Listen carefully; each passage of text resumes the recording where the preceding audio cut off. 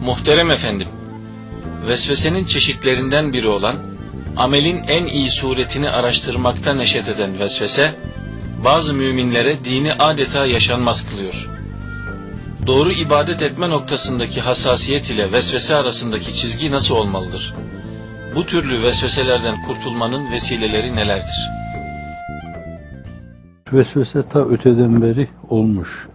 Fakat farklılıkları vardır vesvesenin. Belki içinizde de vesvese yaşayan insanlar vardır. Evet, bazen zat-ı uluhiyetle mülahazalarınız, münasebetleriniz, onunla muamelerinize, münasebetinize yakışmayacak naseza, nabeca mülahazalar şeklinde olur. Bazen temadi de edebilir bunlar. Muhakkaten gelip geçen şeyler, bunlar güneşle münasebetinizi kesen bahar bulutları gibi gelir geçer. Onu hemen sırtınızı dönersiniz. Fakat bazen temadi olur onlarda. Efendimiz de sallallahu aleyhi ve sellem münasebetinize dokunacak şekilde naseza, nabeca şeyler. Hazreti Pir'in de bir yerde ifade ettiği gibi bazen birbirine zıt şeylerde tedavi olur, çağrışım olabilir. Yani Kabe'nin karşısında bir insan hemen en aşağı bir şeyi, mesela mahalle ıtrahatı insana hatırlatır orada. Daha olmayacak şeyler.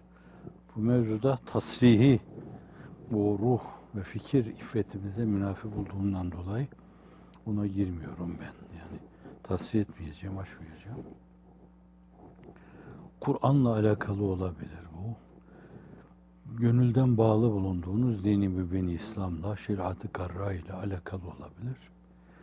Mukaddesatın herhangi bir parçasıyla veya bütünüyle alakalı olabilir. Bazen gelip geçici olur muhakkaten, bazen de mütemadi olur. O gelip geçici olanlara karşı insan hemen sırtını döner, o vesveseye karşı. Başka bir şeye dalar, unutur onu. Sonra belki yine gelir öyle bir yoklar. İnsan yine ondan uzaklaşır, yine unutur onu.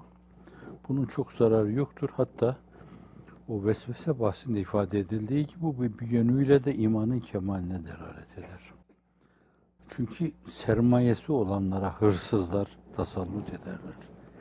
Allah nezdinde bir hamulesi olmayan, sırtında bir şey taşımayan bir insanı boş verirler. Bir vesileyle, bir menkıbede anlattığım gibi, hani adamın birisi caminin önünden geçerken birini görüyor orada.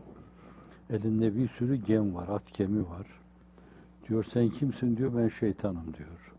Ne bekliyorsun burada? Diyor, şu caminin içinde kendini Allah'a vermiş insanlar dışarıya çıksınlar da ağızlarına gem vurmayı bekliyorum diyor.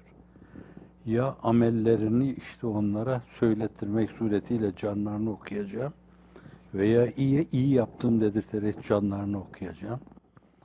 Ya riyaya girdirerek canlarını okuyacağım onları veya kahveye çekerek canlarını okuyacağım onların. Neyse yani şeytan onun yolları alttan, üstten, sağdan, soldan, önden, arkadan türlü türlü damarları var. Hepsini kullanıyor. Diyor, benim gemim hangisi diyor, sana geme lüzum yok ki diyor, sen küçük bir işaretle arkadan koştura koştura geliyorsun. Şeytan o ölçüde bile birine bir vesvesede bulunmuyorsa o biraz düşünmesi lazım yani. Sadece Enbiya-i İzam o türlü şeylerden münezzehtir. Mukarrebine göre, kâmeti kıymetlerine göre, şahsiyetlerine göre onlarda bazı şeyler oluyor mu? Hatta ona ben bizim açımızdan diyecek olursak tuluat derim, sünuat derim. Fakat onlar onda muradi ilahi araştırırlar, marzi ilahi araştırırlar ve kuşkularından dolayı Efendimizin yaptığı gibi günde 100 defa estağfurullah çekerler. O da mahfuz ayrı bir mesele. O mevzudaki mülahazamız bu. Sahabi gelip diyor, bazen ya Resulallah aklımıza öyle şey geliyor ki işte o gelip geçen türden.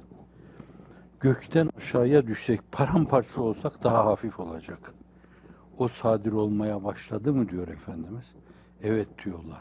O imanın kemalindendir. Bunu Hazreti Pir'in Vesvese Risalesindeki durumuna getir. Yani şeytan bir yönüyle tam tahtı tesiri alma, ondan ümidini kesince lümme-i şeytaniye tabirini kullanıyor. Kalpte sizin latife-i Rabbaniyenizin düğmesi olabilecek şey veya sırrınızın düğmesi olabilecek şeyin yanında olduğundan dolayı siz onu kendinize mal etme iltibasına da girebiliyorsunuz. Oraya sürekli vesvese oklarını yağdırıyor ve siz onu kalbinizin bozulduğunu hamlediyorsunuz. Şimdi yani o dönemden demek ki Efendimiz'den evvel de vardı, başkalarında da vardı bu. Efendimiz döneminde bu olduğuna göre, sahabe-i kiramda olduğuna göre çok kadim. Ancak türleri var. Biraz evvel bahsettiğim gibi mukaddesata ilişen şeyleri var. O vesvesenin türlerinden bir tanesi de işte ibadette yine Hazreti Pir ona da işaret ediyor.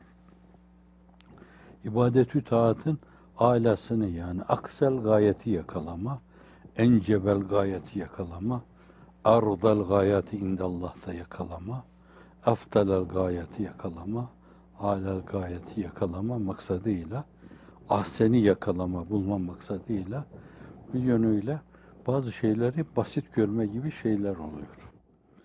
Şimdi onlarda o türlü duyguyu tetikleyebilecek biraz evvel dediğimiz gibi cin olabilir yani. Bazen nazar da olabilir. Yani nazar baş aşağı getirebilir. Hadis-i şerif ifade buyuruyor onu. Yani şeyi bilmem neyi kazanın içine sokar. İnsanı da kabre buyuruyor Efendimiz. Manevi bir şey. O çarpma nasılsa Hazreti Pir yüzüne dostane de hasmane de bakmadan rahatsızlık duyuyor. Bana diyor çekemeyen nazarlar da dokunuyor. Kıskanan nazarlar da dokunuyor. Takdir nazarları da dokunuyor diyor. O meseleye inanıyor. Ve çoğunuz da hayatınızda, tecrübelerinizde görmüşsünüzdür. Fakir kendi müşahadesine dair şeyleri anlatsa, bu da bir destan ölçüsüne ulaşabilir. Geçiyorum, siz bilirsiniz bunu. Şimdi o bazı kimselerde öyle, nazarla da olabilir bu bir yönüyle.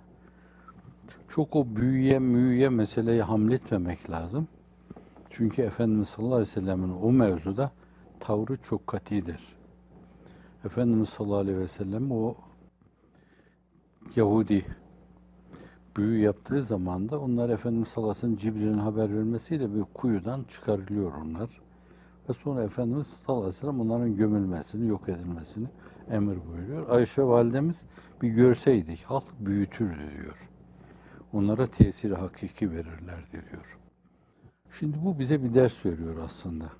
Yani bir şey olabilir ve gerçekten büyü de olabilir. Şimdi sizi böyle bir büyü gerçeğini inandırınca bu defa büyü kolik olursunuz siz. Biz bozduk onlar yine yaptılar. Bir bozduk onlar yine yaptılar. Biz bozduk. Esbabı öyle bir tesiri hakiki verirsiniz ki hafizanallah itikadınıza tesir eder bu. Onun bir gerçek yanı olabilir hakikaten. Birileri sizin için kötülük düşünüyorlardır.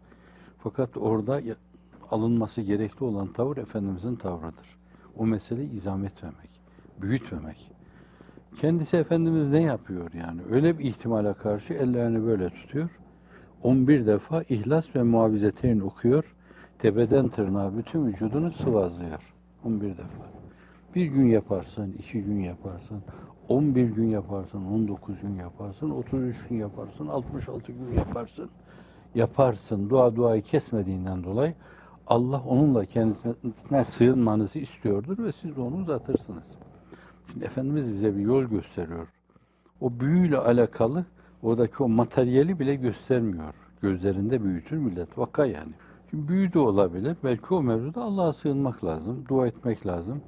Cünnetül Esma'da Hazreti Gazali'nin şeyi var.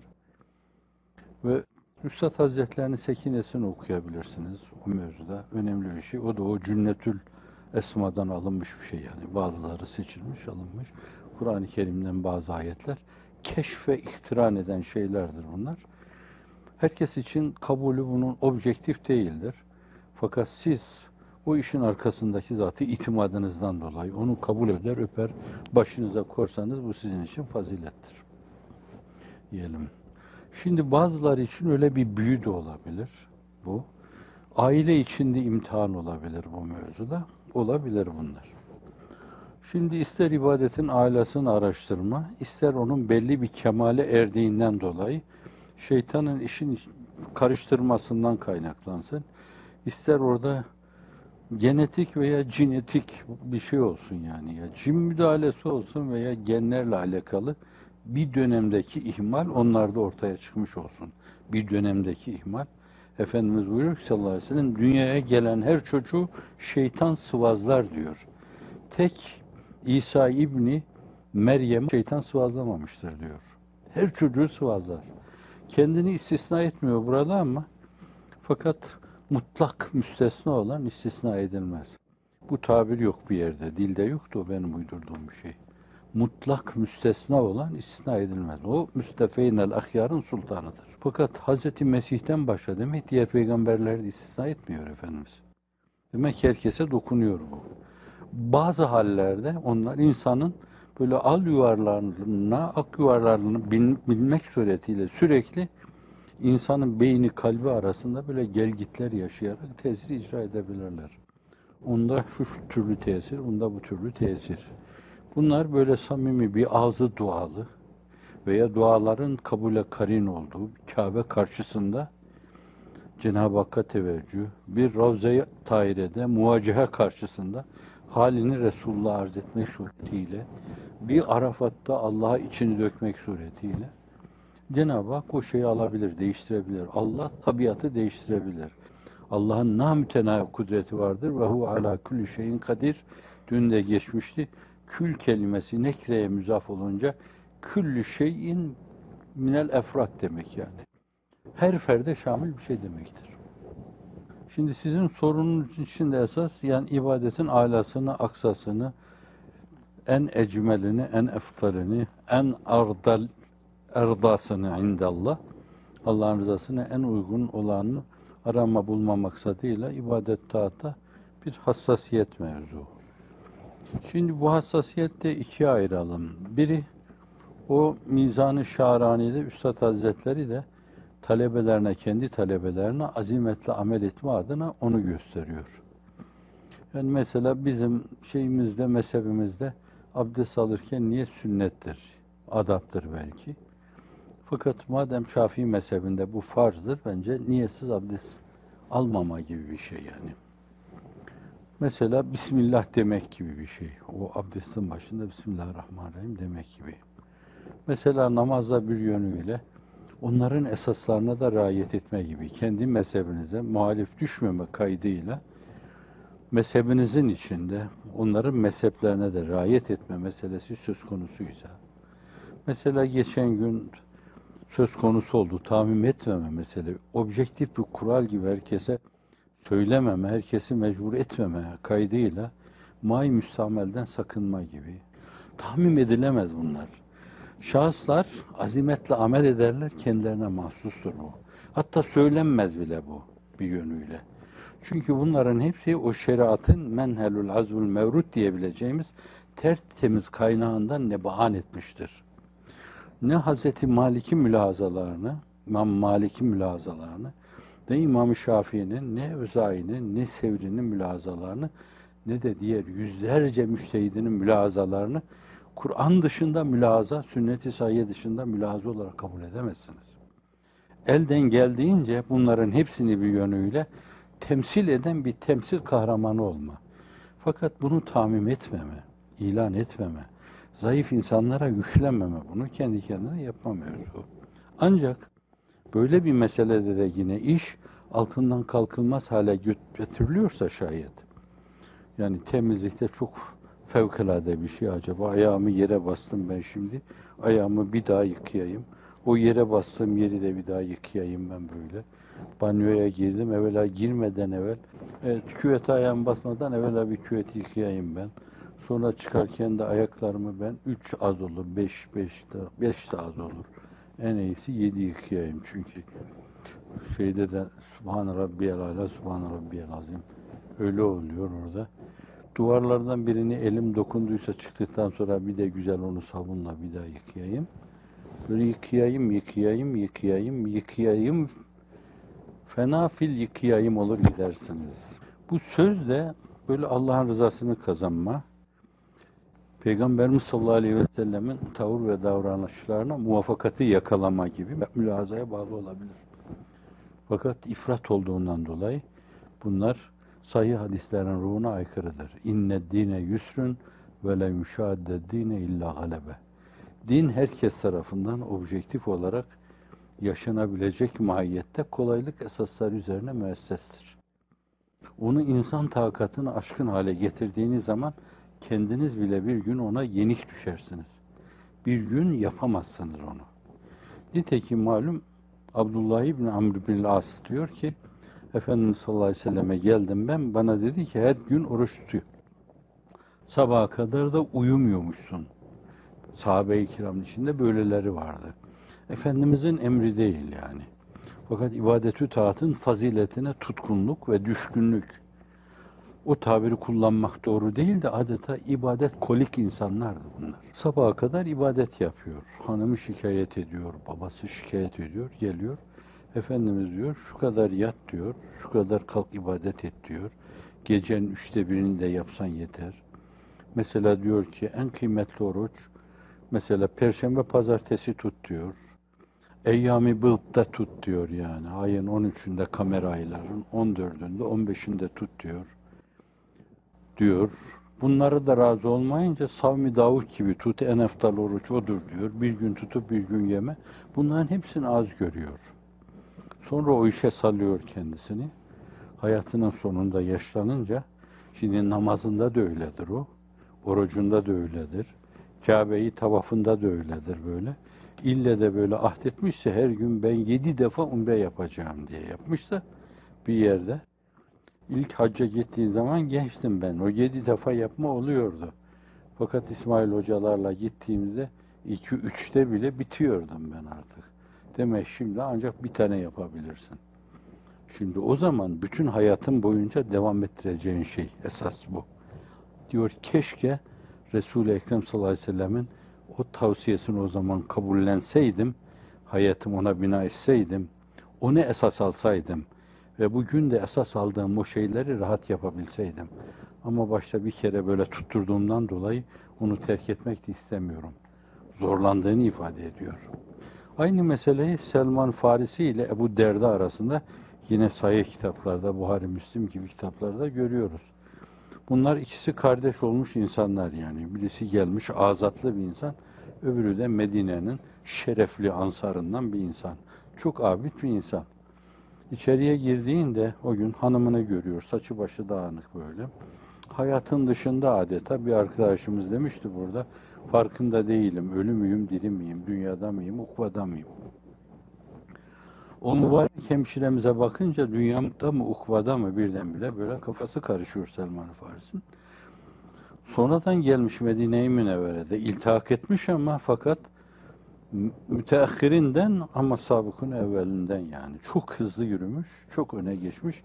Efendimiz sallallahu aleyhi ve sellem tarafından Selman bizdendir, ehli beyttendir sözleriyle serfiraz olmuş bir insan. Çok önemli.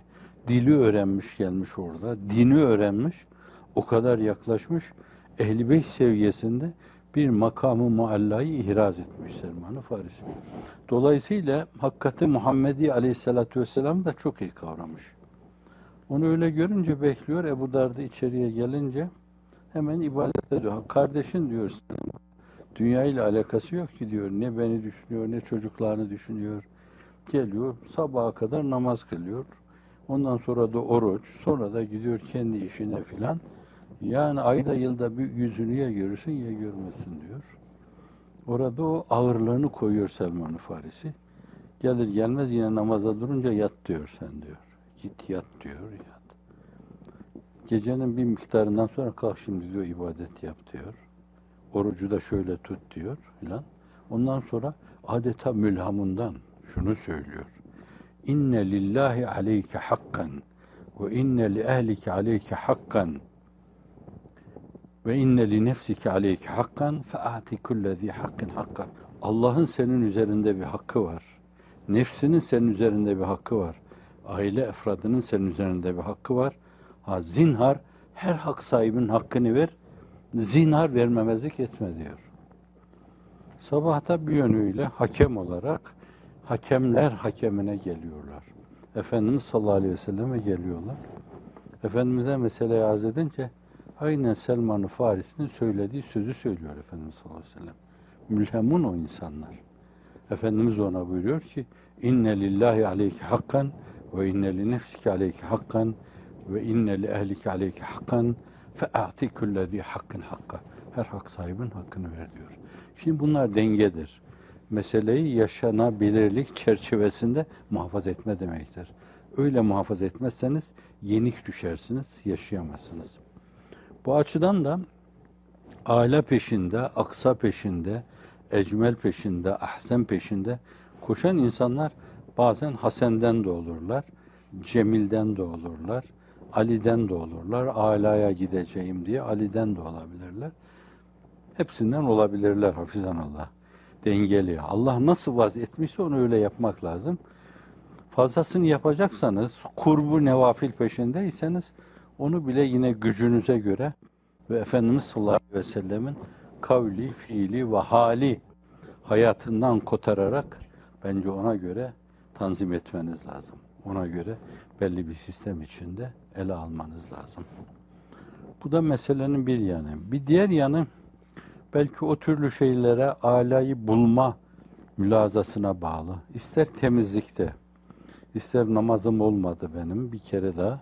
Hani niyette de bence orada da insanları zorlamamalı.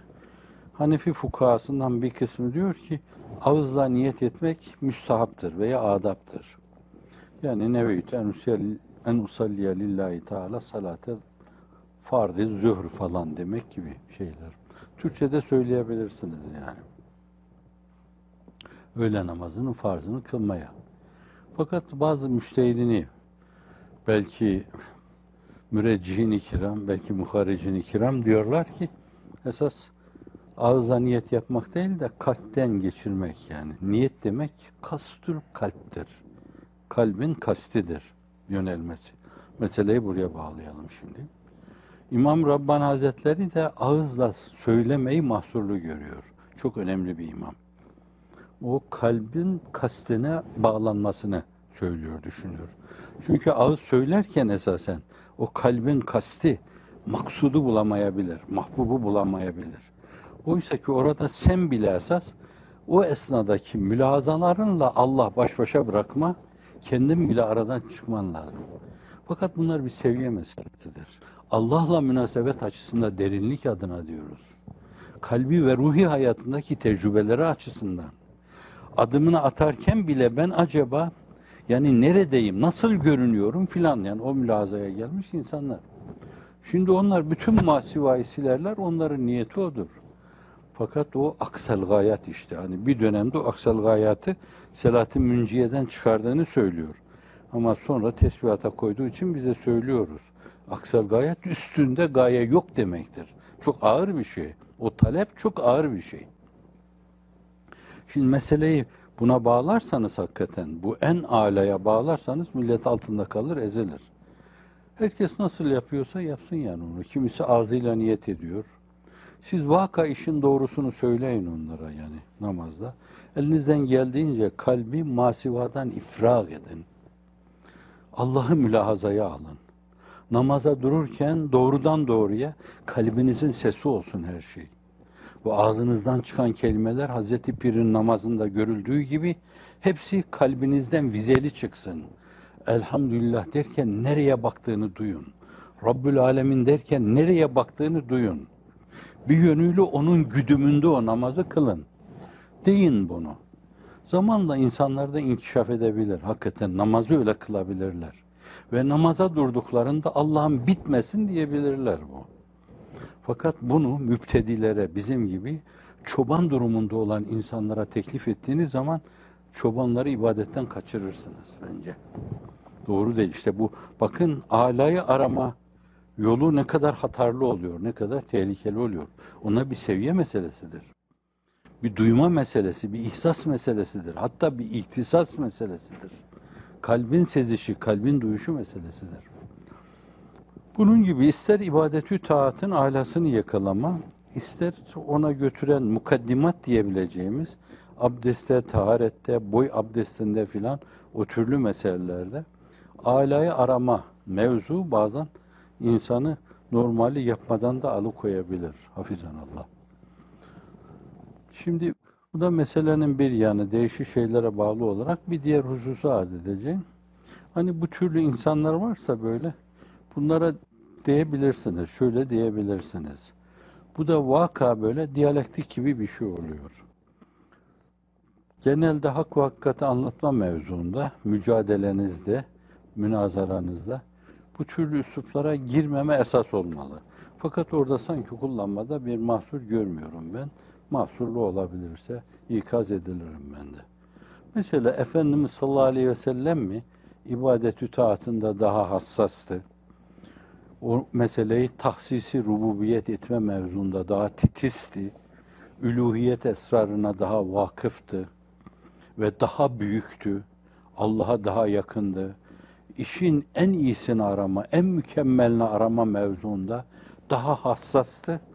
Yoksa sen mi daha büyüksün, daha hassassın, daha titizsin, alayı, aksayı arama mevzunda ondan daha basiretlisin. Sen mi Ebu Bekir mi? Sen mi Ömer mi? Sen mi Osman mı? Sen mi Ali mi? Radiyallahu anhum ecmaîn elfe merratin. Bunlar mı? Yani bir şey. Bunlar da belki hani rehabilite adına söylenecek şeylerdir. O türlü kimselere söylenecek şeylerdir. Şimdi onların bir yaşayış tarzları var. Bir hayat seniyeleri var. Hazreti Osman Efendimiz Raşid halifelerden, sahibi Kur'an. Kur'an'la onun münasebeti çok güçlü. Hazreti Firdun'a işaret ediyor. Burada. Abdest alırken Mevlası kendisine su döküyor, abdest alıyor. Bir keresinde bir defa yıkıyor onları. Yani bir defa yıkayınca farz yerine gelmiş olur. O 3 defa yıkama meselesi cebrenli noksandır. Nevafil. O biriyle kurbu farz tahakkuk eder. Diğerleriyle kurbu nevafil olur. O şahlandırır. Onun baktığı yer gören gözü olur, işiten kulağı olur, tutan eli olur ve hakka yürütür onu. Onun hedefi o. Ve Efendimiz alaya talip. 3 defa yapıyor onu. Hatta bazı fukaha onu 4 yapmayı, 5 yapmayı bid'at saymışlar. Yani 3 defa. Onu yıkama mevzunu. Bir defa yıkıyor onu. Öbür kolunda bir defa yıkıyor. Ayaklarını da bir defa yıkıyor. Soruyor orada Mevlası. Diyor ki ya emir el müminin. Diyor ben peygamberimizi gördüm sallallahu aleyhi ve sellem. Bir keresinde bir defa yıkadı. Bir defasında da 2 defa yıkadı. Bir defasında da 3 defa yıkadı. Ama Efendimiz 3 defayı tavsiye ediyor. O kurbu nevafil. Cebren lil noksanın tamamiyeti adına. Fıkıh tabiri açısından. Şimdi yani Efendimiz sallallahu aleyhi ve sellem o kolaylığı göstermiş. Raşid halifeler de öyle yaşamışlar. Hiç kimse böyle işte diyelim ki ihtisal ettiği bir yer mevzuunda bizim bazılarımız vesveseye dayalı böyle girdikleri yerde bir orayı girerken yıkayayım bir de çıkarken yıkayayım. Bir de ben ya yine de her şeye rağmen yanım bir yere değdi benim bir orayı da bir kere daha yıkayayım. Orayı bir kere yıkadım, o su bu tarafıma aktı, burayı da kirletti. Burayı da bir defa yıkayayım. En iyisi mi baştan bir kere daha yıkanayım filan. Bu yıkanma kolik olur böyle. Şimdi evet bu da meselenin bir yanı. Belki bu mevzuda hastalık seviyesinde insanlar varsa böyle arz ettiğim meseleler üzerinde durmanın yanı başında bir de o mevzuda yeni modern psikolojinin dediği şeylere ben dikkat çekmek istiyorum.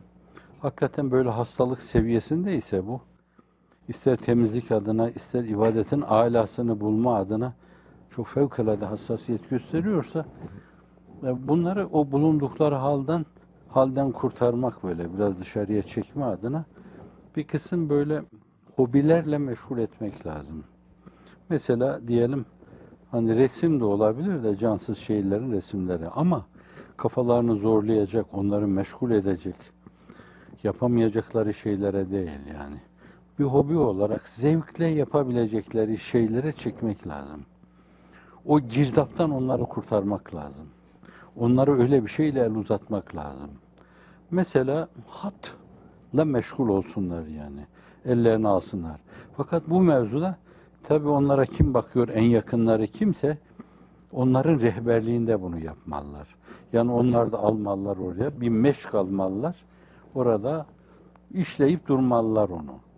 Az kabiliyetleri, istidatları varsa gırtlak oyunlarıyla, musikiyle meşgul olmalılar yani. Güzel ilahilerle meşgul olmalılar. Nota meşk edilmeli onlara. Güzel şeyler söylemeliler. Güzel güfteler seçilmeli onlara. Bir yönüyle dertlerine de derman olacak sözler orada bestelenmeli. Söylemeliler yani onlar. Bir de kendi seslerinin güzellikleriyle, namelerinin güzellikleriyle teselli olmalılar. Yani yoksa bir hobileri meşru dairede onlara hobiler oluşturmak suretiyle onları meşgul etmeli o türlü basit şeylerle. Bir de o türlü şeylere girmemeleri için böyle hani temizlik derdine düşmemeleri için diyelim bir internet başında da meşgul edilebilir bunlar. Şunu çıkar, şunu sok, şunu indir, şunu yükle falan demek gibi şeylerle, basit şeylerle de kafa yormayan şeylerle de meşgul etmek suretiyle kendilerince derinliği saydıkları o derin gayadan çıkarılmaları adına bence bu türlü psikolojik şeylere de başvurmak lazım. Psikolojik şeyler diyoruz da Efendimiz sallallahu aleyhi ve sellem'in yine mübarek bir hadisine dayanıyor. Hani biriniz öfkelendiği zaman tavır değiştirsin diyor. Yani ayaktaysa otursun diyor. Kalsın abdest alsın diyor burada. İcabında çoğaltabilirsiniz bunu. Burada duruyordu bir yol yürüsün diyor. Böyle oturuyordu kalksın namaz kılsın diyor. Kalksın bir kitaba baksın diyor yani.